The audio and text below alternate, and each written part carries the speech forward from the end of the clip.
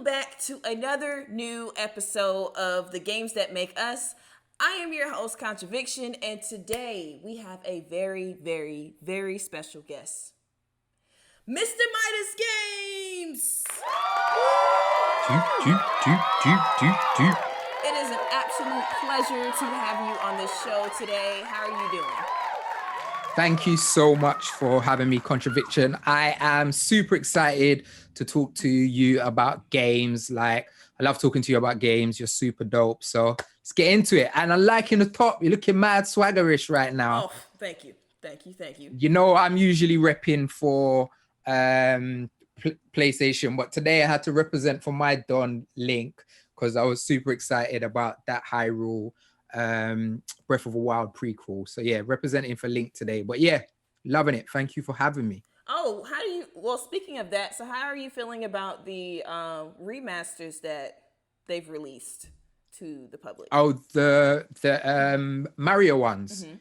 Yeah, I'm kind of excited because I really love Super Mario Sunshine. Mm-hmm. It's not like one of the most beloved 3D Mario games, and a lot of people say it's kind of dead, but I actually really like it, so I'd love to play that on the go. I'll play a little bit of Mario 64. I'm one of the few people who don't love Galaxy. Like, people say Super Mario Galaxy is the best 3D Mario game that's ever been made, but I way preferred Odyssey. Odyssey kind of connected with me more than Galaxy. But yeah, I'm happy to play Sunshine on the go. But to be honest with you, it's just made me excited. I'm more excited about the 3D Mario platform, the one that's coming out next year, the one from the Wii U, because I've owned every Nintendo console, but I've never owned a Wii U because it's trash, because we don't buy those trash consoles. And so I'm excited to play it because I've never got to play it, the 3D adventure. Well, we actually have it. So one of my best friends interned for Nintendo, and he had to help with the marketing for Wii U. They was really pushing hard, and yeah, they had some shortcomings, and next thing you know, they came out with the Switch. So it was like the Wii U was null and void, but we have it with the box and everything. We have a Switch too, so we good with that. And speaking of Super Mario Sunshine, so that game for the GameCube was over $100 for the longest. And ever since they did the announcement for Super Mario Sunshine being one of the games, now it's as low as $50. And I'm like, wow, ain't that crazy? Like, the value just down. Dropped because people can get it for the next generation now. Right. So, maybe, well, I got Super Mario 64, so I wonder how much it will be now that it's dropped. So not a re-release. Yeah, that's quite interesting. I wonder. I'm gonna check that out later. But in the meantime, thank you for coming on to the show, and let's start out with our very first question. So, all of us was introduced to some form of fashion to video games, whether it's arcade, console, whatever the case may be, pinball machines, doesn't matter. What is your very first console that you were introduced to, and can you remember the very first game? All right, so the first console I had was a Sega Master System, OG Sega Master System, and then the first games I remember are Wonder Boy, Alex the Kid, and Sonic. So those were like the three games that I remember, like my first games. And what game did you fall in love with when you were younger?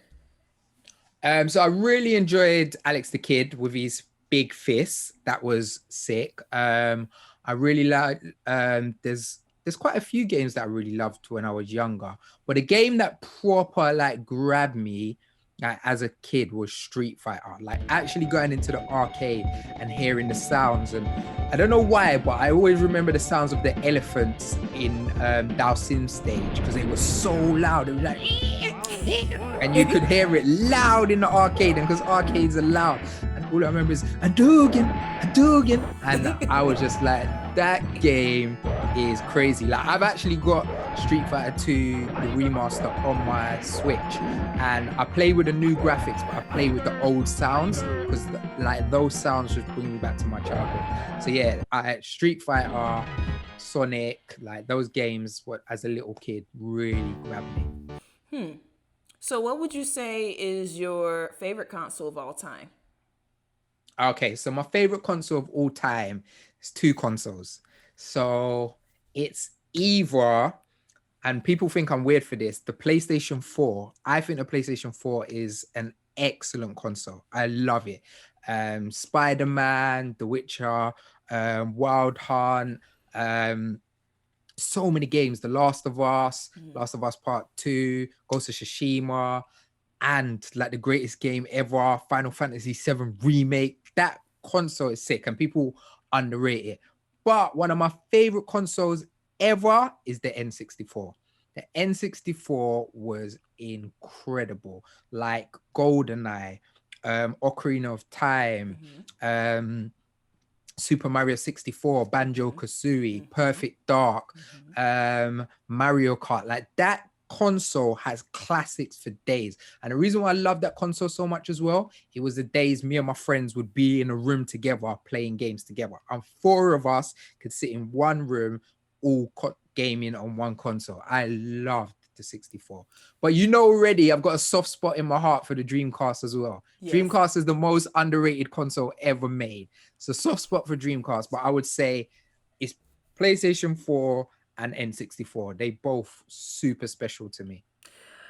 I agree with the N64 as well because I feel like that's with anybody, right? Like that was one of those consoles that had 4 controller ports where you were able to play with friends, play with family, whatever the case may be, especially with Mario Kart. And do you know what a lot of people don't realize? The what? N64 invented Rumble because there was no Rumble before the N64. You're right. I had to buy the Rumble pack for Donkey Kong. Yeah.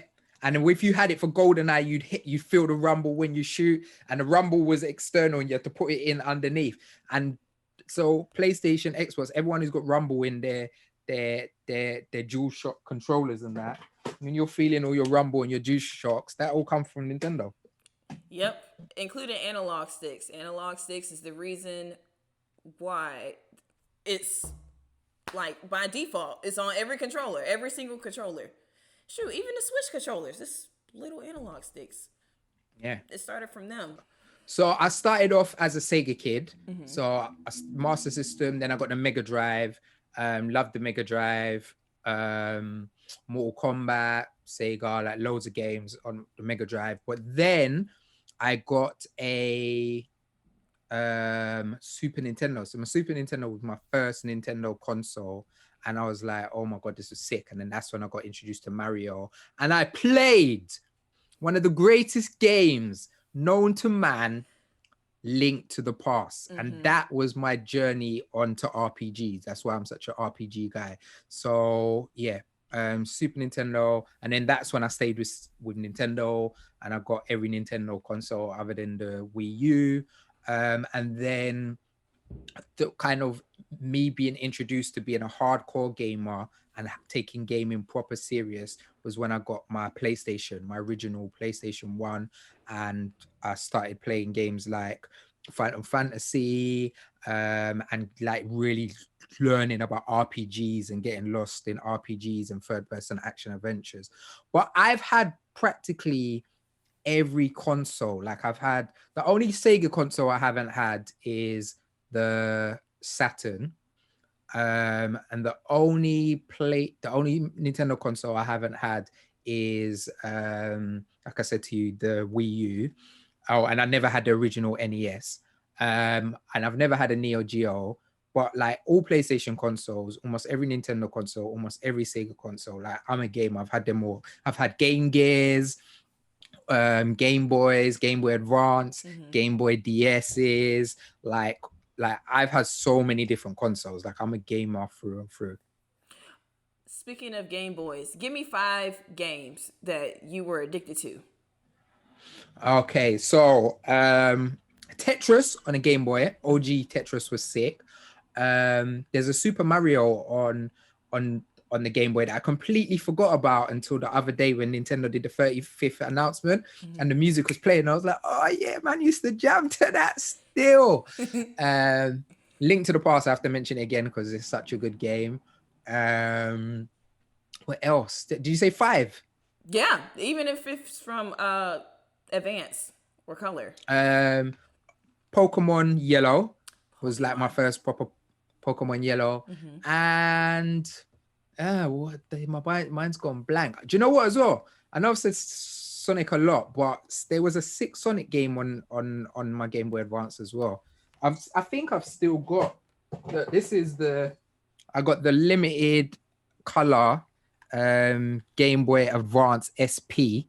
This is my OG Game Boy, and then let's see what game's in it. Look, and I didn't even know it was gonna be this. Ocarina of Time, Link to the Past, Zelda. Of course. Of course. Of course. And I haven't I don't even know if it still switches. Let's see if it still switches on. I haven't. Oh, it definitely doesn't because it's on. And it's not on. It's dead. So. Dang, you gotta charge it. Yeah, I don't know where a charger is for that. Oh no, I'm pretty sure you can go to a game store or order it online to get it again. Yeah, no, I definitely should do that. You should. And then you mentioned I had a yellow Game Boy Color. Yep, all I did was play Pokemon on that thing. I can't remember the other games that I had on it, but I do remember Pokemon. And it's funny that you mentioned the Neo Geo because a lot of people never owned a Neo Geo. Even myself, I never owned a Neo Geo. And it still holds the value then and it does now because my best friend bought the Neo Geo for me for Christmas. He spent at least $500-$600. Wow. Yeah. And the games for the Neo Geo is expensive. All in. The Neo Geo games is so expensive. Like each game is over $100, which is why I don't have any games for it yet. It's still wrapped up in plastic because ain't no point in opening it until I have a game for it. Real talk. Yeah, but I don't know. Right now it's just a collector's item, just sitting in a glass case. So wait, can I turn my camera? Let's see. There it is, right there. Oh, sick. So a GameStop wrapped up. A GameStop closed down. So I asked them how much is this, and they gave it to me for $20. Oh, nice. Yeah, so you can like get these, and it'll look like a whole storefront in my living room if I wanted to. So, but I can't complain. It is what it is. So. Yeah, that's dope. I used to really like my GameCube as well. I feel like the GameCube had some cool titles in it, and I feel like the GameCube is very similar to the what's it called? The Saturn. The way I feel like Sega kind of gave up on the Saturn, I kind of feel like Nintendo kind of gave up on the GameCube. But like Resident Evil on the GameCube was really cool. It had some all right little titles on it that I really enjoyed. The only one that I thought was a bit weird, and they've just remade it, was the Final Fantasy Crystal Chronicles, which I haven't played yet, but I'm going to play that on a Switch and see how that is. Oh, and obviously Wind Waker. Wind Waker, yes. I have so many GameCube games. This is an issue that I have to put out there. As a collector, you start collecting so many games, you forget for me, you forget what kind of games you already bought, or I think I already have this when you already have that same type of game twice. Some people have games more than once. I know I worded that wrong, but y'all understand what I mean. But yeah. And oh my goodness. One game we both have to talk about that's proper sick. What? Quickly from that era. Time Splitters. Yes. 2. Yes. I have Time Splitters 2 and Time Splitters 3. Is it 3? Yeah, it's 3. I've never played 3. I have 3. I have 3. 3 was a little bit more expensive than 2, but we're not gonna talk about that right now. It's Anyway, 3 Xbox. no, 3 is on. Wait a second, or am I getting confused? Because Wait a second. yeah, because 2 was GameCube. Oh, I'm talking So I'm about 2. assuming I think I'm talking yeah. about 2. It's Yeah, so future. two's on yeah, because two's on GameCube. So two's the first one I've played. And I really liked it because it was like cartoony and going back in time and going to the future, like really fun. Actually, no, it's Wait a second, because Future Perfect is 3, because that is on Xbox as well. Yeah, that's 3. So 3 was on GameCube as well, Yes. or just Xbox. No, Time Splitters 2 was on Xbox, and Time Splitters 3 was on Xbox as well, and GameCube, and Okay. PlayStation 2. Okay. Yeah, I had things mixed up. I was like, wait a second. I know I'm not tripping. But no, Time Splitters Future Perfect, that came out 3 years after Time Splitters 2. And Okay. that came out on the Xbox and PlayStation and GameCube. I got it. Okay. So, yeah, I love Time Splitters. Like, I think I already filmed that. I just have to edit it. But Such a dope. that's an underrated game. I love that game. The cartoons, the gameplay, the story, everything about it. I really enjoy Time Splitters. And that's one of those games that inspire other games to mimic those same type of styles. Yeah, 100%. So many games took their aesthetic from Time Splitters 2. And the funny thing is, not that much people even know about Time Splitters 2. I agree. Well, let's go into the gaming questions. So, what game would you say is underrated and that you would recommend for someone to play? Don't even need to think about it. Skies of Arcadia. Yes. Skies of Arcadia on Dreamcast. Now, if you plan on playing that game, I want you to understand that it is a bit expensive, okay? Hold on one second.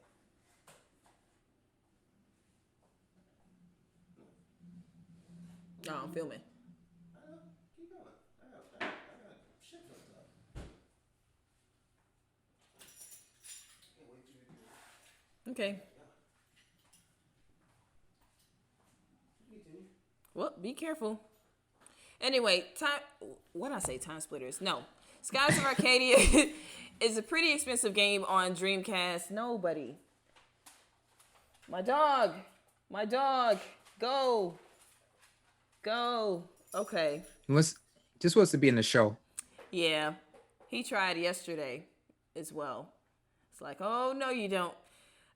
But overall, Skies of Arcadia is a pretty expensive game. You're spending at least $100 or more for the Dreamcast. It's a really sought after game.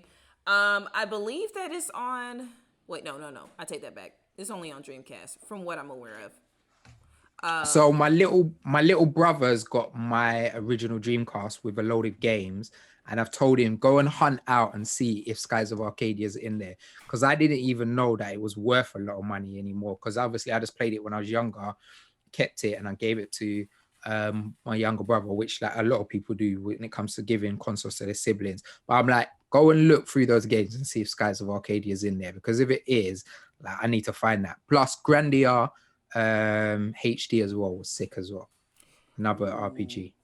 Okay, Yeah, cool. like the Dreamcast had some sick games, but yeah, I'd recommend Skies of Arcadia. And for anyone who doesn't know, basically it's a JRPG where you're sky pirates. So you're a pirate, but not in the sea, in the sky, and you fight like turn-based, but you also have your pirate ships fight turn-based as well. But this was way before Assassin's Creed or any pirate games were really out. So it was really cool to have a pirate game, but in the sky. Really dope game. I really want a remaster of that the way they've done FF7 Remake. Well, speaking of, so with people who are new to JRPGs, what are a couple games that you would recommend that they should start with? So I think there's a few really good ones to start with. As I said, Final Fantasy VII Remake is a great one to start with because very much an action JRPG, and it's turn-based, and it's like really good graphics. It's not going to be too weird for anybody to get on with who not really into JRPGs like that. So I think that's a cool one. Another one, I've got so much RPGs up here. I would say I would say Xenoblade if y'all want to get into that on the Switch. So I think Xenoblade is sick, but I don't think it's a great one to start with. I think it's a bit complex. I think if you're going to start with something on the Switch, you could start with something as basic as Paper Mario. Like Paper Mario is like a really kind of easy to get into RPG. You start learning the role-playing game mechanics, and it's not too anime if that's not your thing. And then another one that's probably quite easy to get into as well. It's a long game, and sometimes people get nervous on long games, but it's Persona. So Persona is Persona 5 Royal. It's super colorful, really anime, but it kind of talks you through stuff quite simple. So I would say Persona, Final Fantasy VII Remake, and Paper Mario for starters. Nice. What is your blah blah blah blah? What is your fondest gaming memory? Ooh, what is my fondest gaming memory? Do you know what? I still think like that being a kid and just playing games like GoldenEye and Mario Kart and just being with your friends and just kind of, do you know what? I take that all back. My fondest memory is when I was a kid, I used to have a Super Nintendo and there was a wrestling game on it. This was WWF. This was before WWE. All right. I'm showing my age now. So WWF days, WWF Wrestlemania, right? And you used to have to make your own character. And I used to live on this street called Clarabelle Road. And me and 5 of my friends, we all had our own characters and we'd all wrestle to get the belt. And then because it was my console, I was just the best at it. So I'd always get the belt and we'd wrestle, and they'd come to my house like every 2 days to wrestle to see who can win the belt. So they'd like win WrestleMania. And I never forget one day my brethren came and he actually beat me. He beat me with his weird character. And I was like, let's play again. He's like, no, I'm going home. I've got the belt. And I remember him walking out. He just walked out the house and I was so angry and I threw my controller down. And so, yeah, and it was just so funny because none of us would ever play as we wouldn't play as Hulk Hogan or any of the characters. We would always make our own characters. And it's funny as well because obviously we were able to make our own black characters. So we was able to kind of diversify it as well. And we used to make our really cool characters and wrestle it out every day. So I think that's like my fondest gaming memory. Completely forgot about that, but it just came to my mind. Why do kids do that? Like, that's not the first time I heard that, where it's like they'll play, keep losing, but as soon as they win, it's like, oh, not playing anymore, where you can't even try to beat them to I don't know. Kids are something. Kids are really something.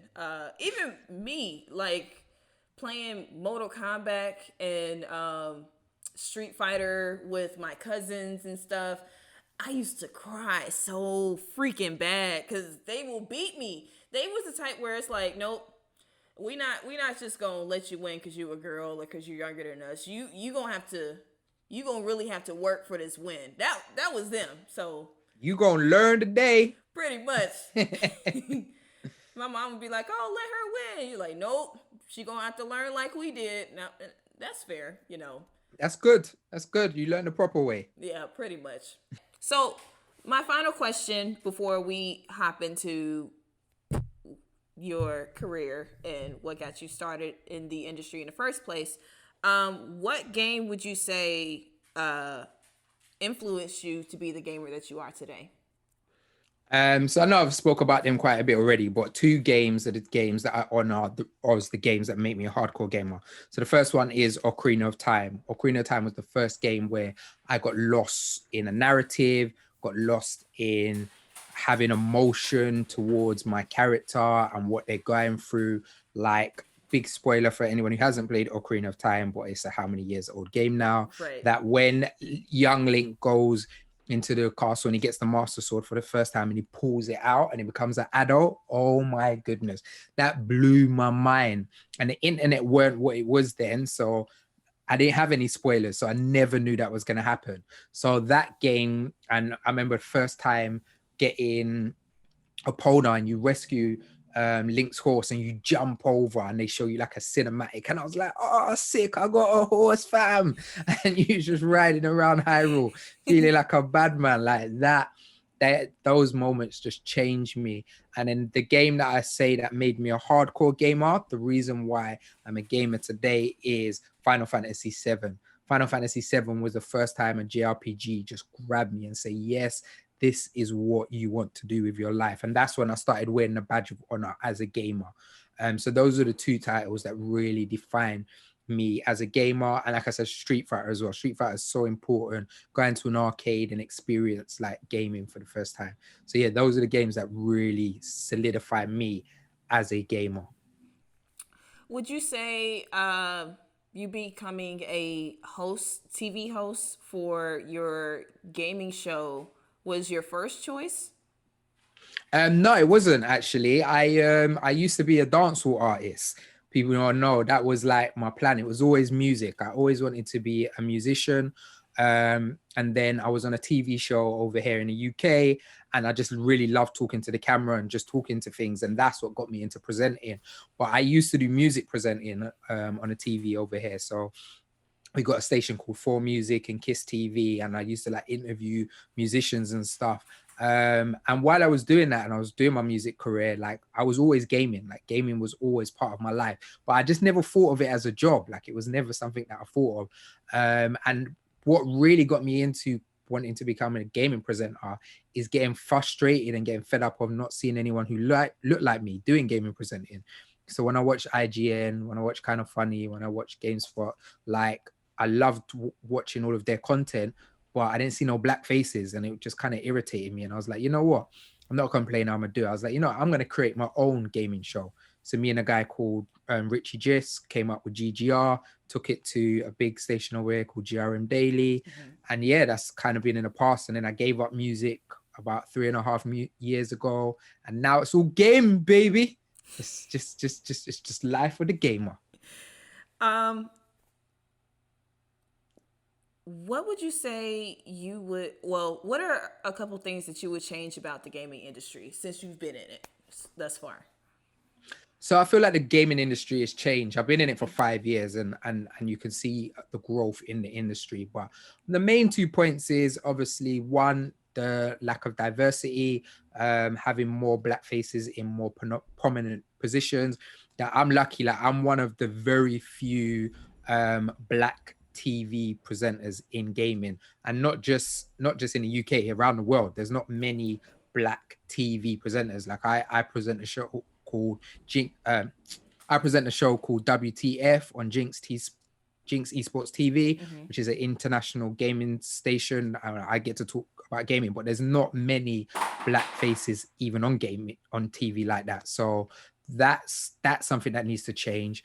But also, I think the ignorance from people outside gaming, like people still kind of see gaming as a little niche thing, or as a kiddie thing, or as just something you do over there. And people are only kind of paying attention to gaming now because of esports, and because they hear the word esports all of the time and they know how much money it's worth, but they still kind of see it as like a playground thing or something to the side. And gaming's worth, like the gaming industry is worth more than Hollywood now.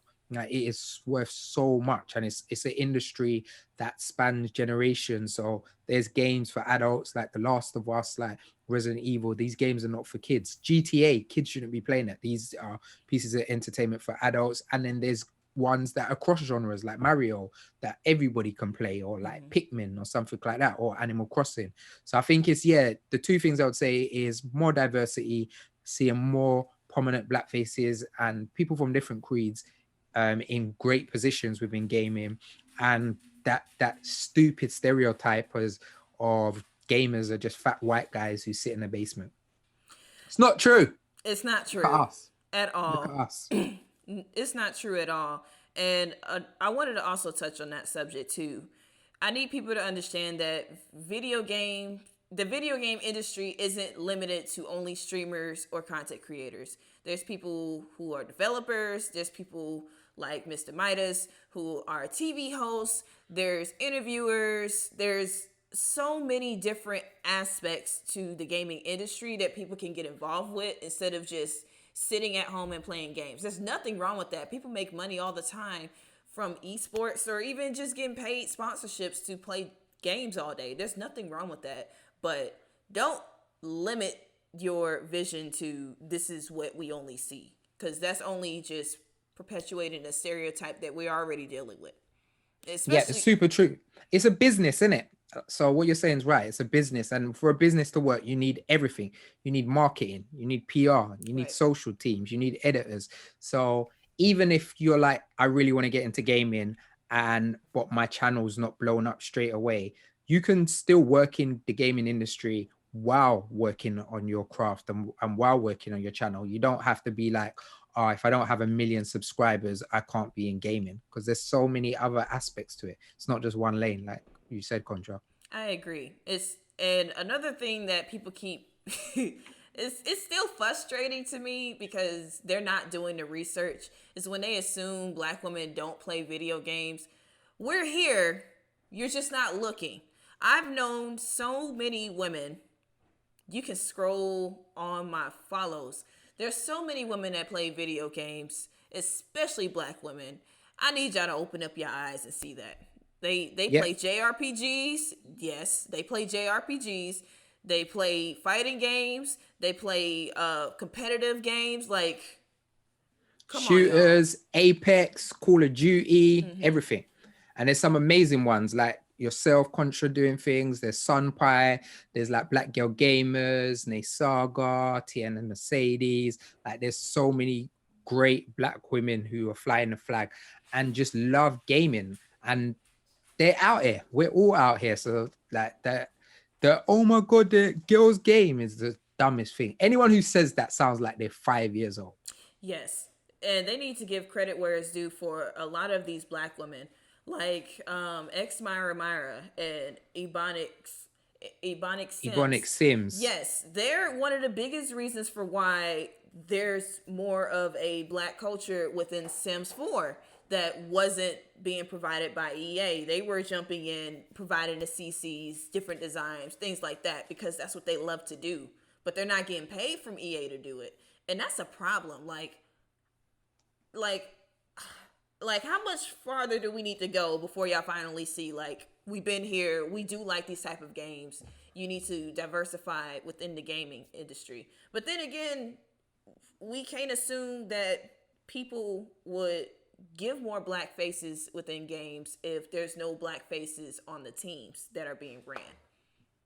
And that's basically it. Without having, like, I've been lucky to get some dope opportunities and because I'm really, really good at networking and talking to people. But the reason why I've been able to get the opportunities that I get is because I sit down with people who understand that more Black faces need to be seen.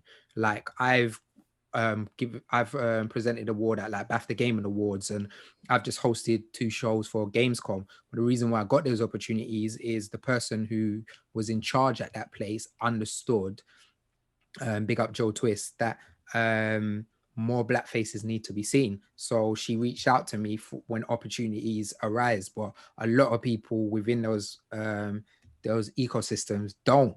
They're just ignorant to it. They're just in their own bubble and they're ignorant to it. And if they don't start accessing and giving people more opportunities, then it's just going to be the same thing. And we put bare money in gaming. Bare money. Like the Black pound is very strong within gaming. And you know that because if you just look at games like GTA, like there's no way GTA would have a main protagonist as a Black character if we weren't putting mad dough in it. They wouldn't be paying licenses to have songs from Future in the game if we weren't putting money. We put a lot of money into this industry, so it's about time that we be seen. And people like ourselves, like you're kicking your foot through the door and you're making sure that you're being heard. And I love it, man. That's why I like to get to talk to you about gaming. And even with myself being in the retro gaming space, when you go on YouTube and you type in retro games, whatever type of title, you don't really see black faces like that. I just discovered one. I forgot his name. I'm gonna post it somewhere.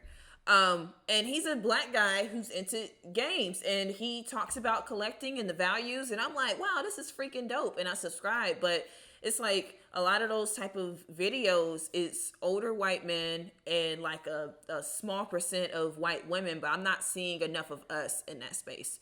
Which is why I decided this is going to be my niche, because if there's like a young black girl that wanted to learn more about the Sega Genesis, and I'm their introduction to it, so they see like, okay, this is awesome. Like, there's someone that looks like me who are into the same type of things that I'm into. That's great. It's not just, it's bigger than me. Is what I'm trying to say.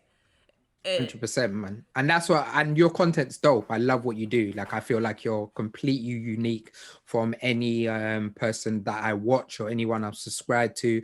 Like, I love how you break down a console. Like, when we first started talking, I was like, you're mad. I can't believe you're opening up a console and them things. And you're like, it's easy. And I'm like, really? Like, so like, I think you've got a dope niche, and just keep winning, man. I'm here to support you all the way. Same for you, because like when Gamescom popped up a couple weeks ago, I didn't get to catch it live on Twitch, but I still went back that same night and watched you present and talk about the different indie games that's coming out, like stuff like that. And I was like, this is so freaking dope that he's doing what he got to do. And even with I don't know how to pronounce her. I don't want to butcher her. Nay Saga. Nay Saga, yes. So she is so freaking dope, because you started posting more about her along with Sunpai, and I was like, let me check her out. And she does different reviews too, and I'm like, okay. And then she started reaching out to other people that I knew personally to be a part of the Gamescom conversation, and I was like, this is what I like to see. I love seeing that. Yeah, that's what it is. It's the unity. And what's dope about the internet, it makes the world small so we can all connect really easily. I agree. Well, I have another question. This is a bit different from the question I asked you last time about what console would you create. If you had 24 hours with anybody in the world, whether they're in the gaming industry or not, who would it be and why? So if I had 24 hours with anyone in the world, I'd like to sit down with Bob Marley. And the reason why I'd like to sit down with Bob Marley is, like I said, I used to be a dancehall artist, and like my culture is all Jamaican. So that makes it relevant in terms of a music sense. But I really would like to speak to a man who was so humble and just about love. Like, for him, like, he just wanted to create music that kind of conveyed to the world. And his life wasn't about money.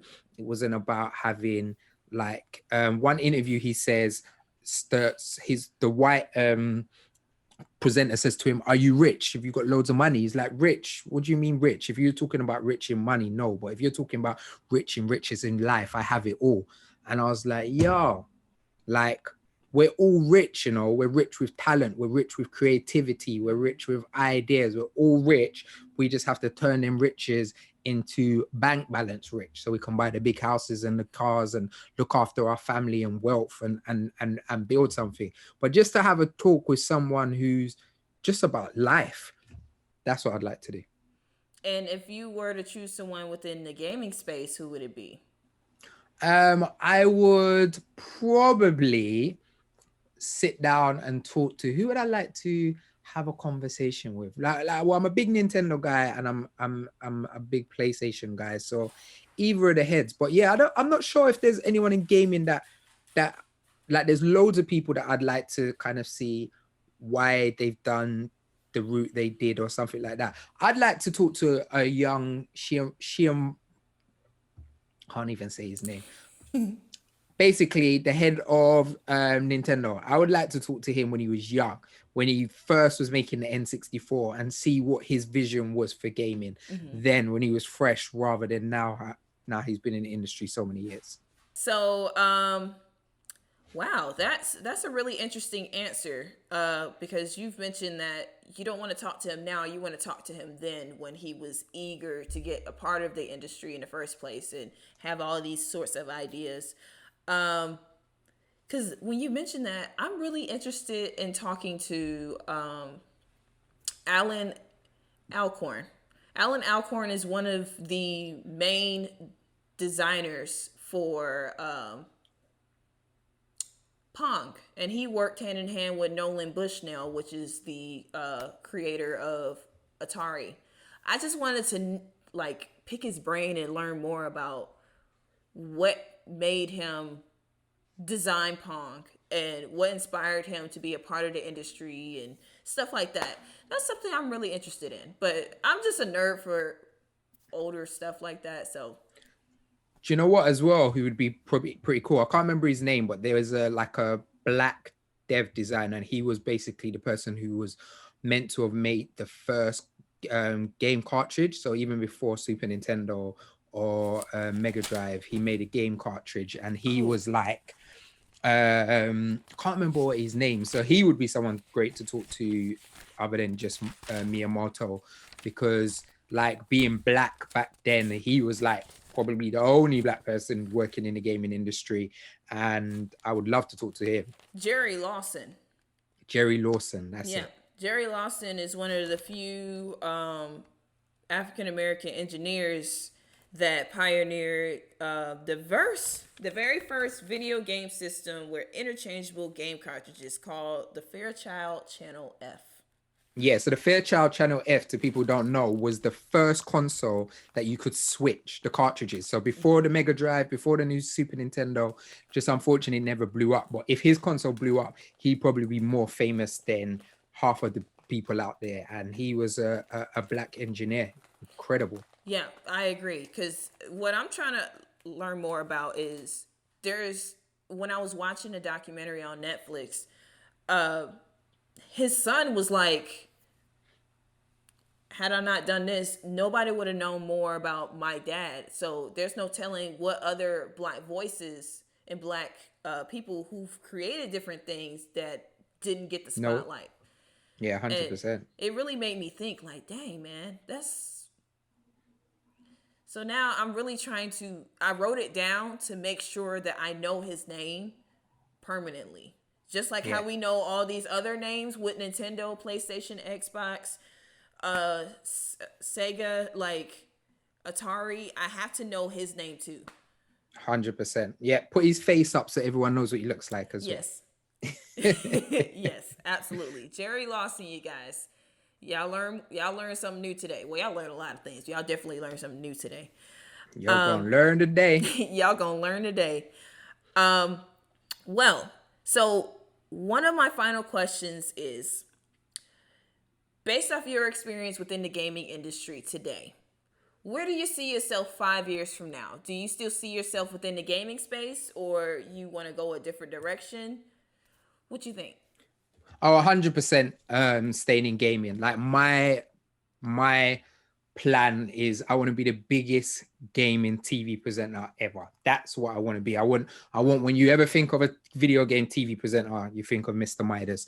And there's not too many that you think of. Like Jeff Keighley kind of stands out, and there's like Greg Miller and stuff, but there's not that many people who they prominently think of as a video game TV presenter, and I want to be known as that. So yeah, I love gaming. I'm not going anywhere. I've had my time in the music industry, and this is the industry that I feel that represents me the most, and where I really want to leave a footprint and be able to open a space for other people.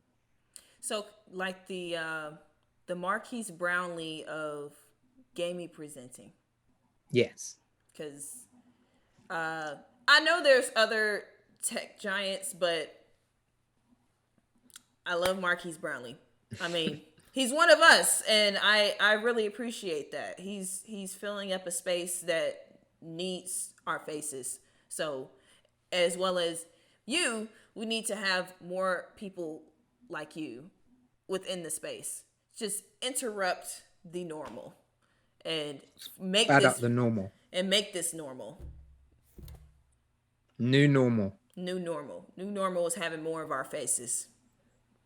And Asians and Hispanics and LGBTQs. Like, it needs to be more diverse. But we discussed that already. So now that is it for the interview questions. Now we're going to jump into the gaming phase, which is Name That Game Song Edition.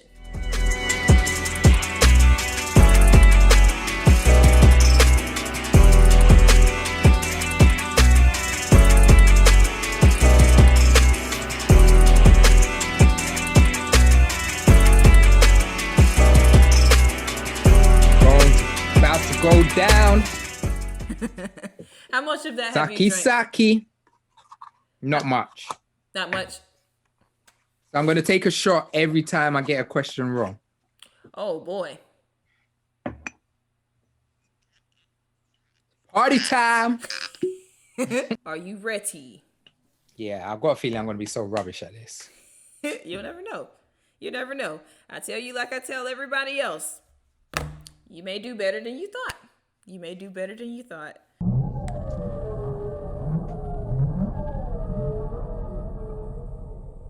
Can hear some wells.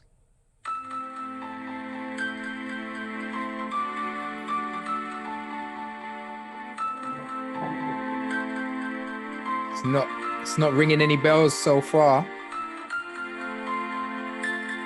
But it's definitely something from a 16-bit era.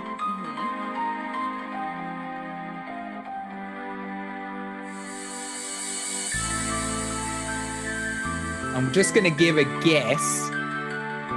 There's nothing that's jumping out to me, but I'm just going to guess maybe Secret of Mana. Yes! Woo-hoo! You got 1 point so far. Look at you. You thought you couldn't get it. I was just like 16-bit era. What's like the most famous RPG from that era? And that's why I got Secret of Mana. The music didn't stand out to me at all. Let's do this. This is your second song.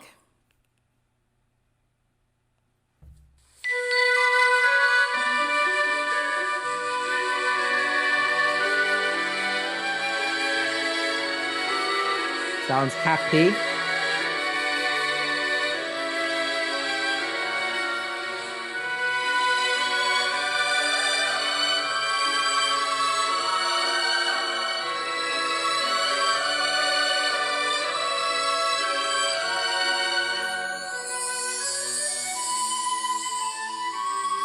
So I'm wondering if it's, I don't know, it doesn't ring to mind. So I'm wondering if it's a Final Fantasy game.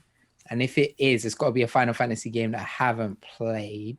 So maybe it's something like Final Fantasy 12, or maybe you're trying to throw me for a curveball and it's something more obscure like Grandia. So I'm just going to go with Final Fantasy 12. That is incorrect. What game was it? It is Fable. Oh, I only own one Xbox 360 for like 3 months. So I've never played Fable. I don't play any Xbox games. Wow. No Fable? No Fable. Yeah, I've only played like half an hour of Halo, and I've only played like 2 hours of Gears. Dang, no Halo? Not really? Yeah, just do a shot to the Xbox. Dang. Woo! Saki.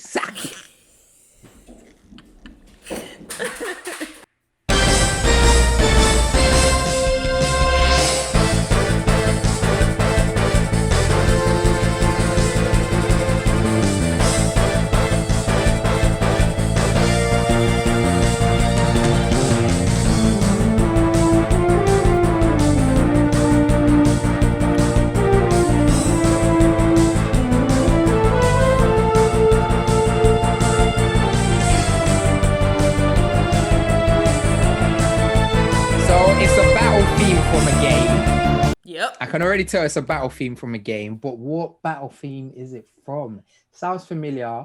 It sounds 30 32-bit. It's got that 32-bit feel. I don't know what game it is though. It sounds familiar. Like I should know it. Play a little bit more. Yeah, I got you. Well, I'll give you a hint. Yeah, go on then. It is a game off of Dreamcast.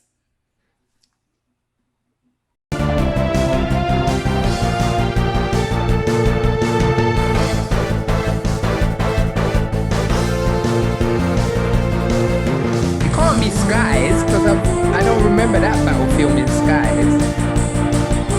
What if it's Grandia? Alright. I think I've got a feeling it's Grandia, but I feel like you're throwing me for a curveball. So I'm just gonna say Skies. Maybe it's some battle theme in Skies that I don't remember. But I've got a feeling it's Grandia, but we're gonna just go with Skies. Skies of Arcadia. Skies of Arcadia is your final answer? It's not Grandia. What thing? Yeah, let's go with it. That is incorrect. What is it? Time Stalkers. Oh, what Time Stalkers? I don't even know what that is. Is that a JRPG? Yes. What?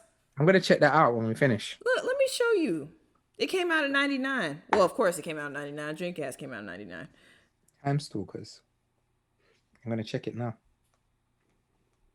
Also known as Climax Landers in Japan. Let me show you the cover.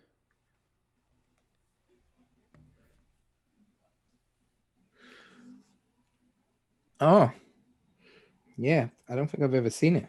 Really? I've never played it. Yeah. He looks like a vampire. All right, cool. How many questions is it? 2 more questions, which makes it a total of 5. I ain't gonna do you too bad. All right, let me go back to easy. I'm missing your will. Will? Yeah, your will. Your Wheel of Fortune. Oh, it's up here. It's up here. I still have it. All right, here's the 4th one. The hint is, it's a part of, well, you don't really play Xbox, but this is also a part of Sega. Okay. Okay, here we go. You got this.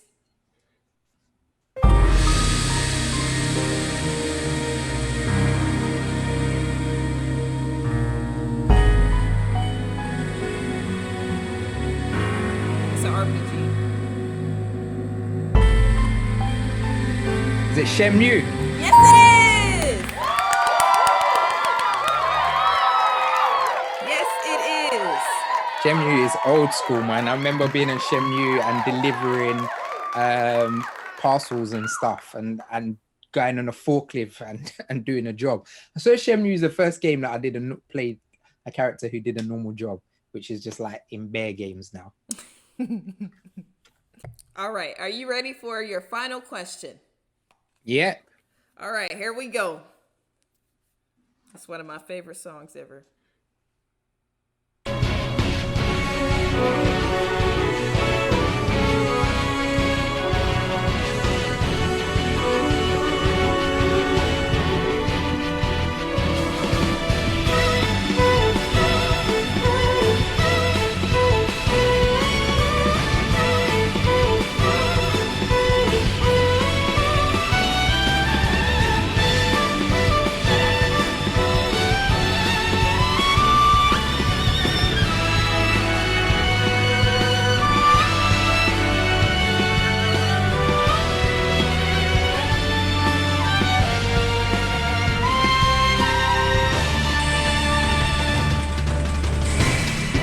What's the answer?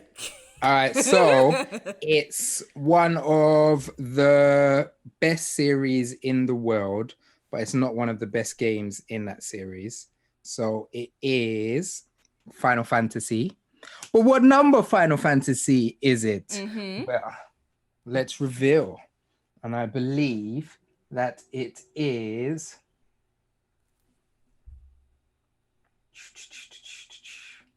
I believe that it's this Final Fantasy, if I'm not correct. Final Fantasy 13. Yes! Yes! You are correct. Yeah, Final Fantasy 13. Amazing. One of the Final Fantasies I wish was going to be one of the best Final Fantasies. I think it's got one of the best protagonists with Lightning. She's such a sick protagonist. She's got a wicked look. Amazing. But I think the game's a bit trash. And for that, I'll take a shot. What? You take a shot anyway? What? That's how we built down here, man. That's how we built. That's how we built. Okay then, shoot.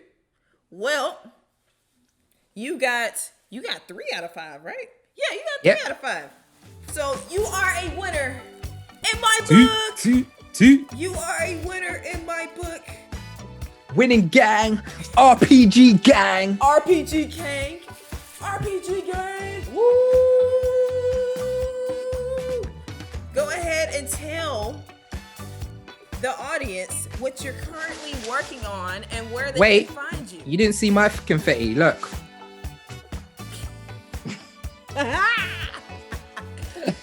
Wait, we can throw it at the same time. Hold on. We can throw it at the same time. All right, you ready? Some more. You ready? Ready? Yeah, you gotta count it. You can't just say ready. You gotta say ready. 3, 2, 1, and then throw. Wait. 3, 2, 1. Woo!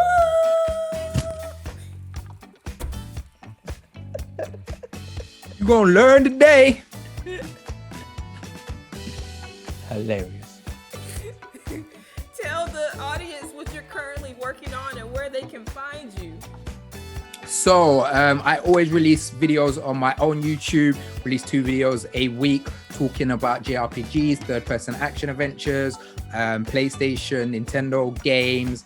I do reactions, and I've got a podcast series called Too Many Games, Not Enough Time, where I talk to incredible gamers all across the world about what they're doing, short form podcasts, and I have Contra on an episode, so come and check it out. Yep. As I explained earlier as well, I'm a TV presenter, so I present a show called WTF What's That Fam, where I basically shout at gamers for doing stupid things, keep people up to date with everything that's happening in the world of video games, esports, and streamers. And you can watch that on TV across the globe, on Sky in the UK. You can watch it in Canada, South America, and Africa, or you can watch it online on Jinx.tv. And you can find me on all socials at Mr. Midas Games. Midas spelled Midas. So at Mr. Midas Games is all of my socials and my YouTube. Check me out. Check him out, and I will make sure to put all of his links in the description down below so you can go follow him and watch his content. And I'll also put a link up here somewhere where you can see the interview that he did with me. It was a pretty fun time, just like this one. This is a really fun time. Thank you guys for watching and tuning in for this week's episode of The Games That Make Us. I will see you next time. I gotta clean up confetti again. And one more for the road. I love you guys. I'll see you later. Bye. I got stuff in my face. Perfect. Thank you for having me again. Of course.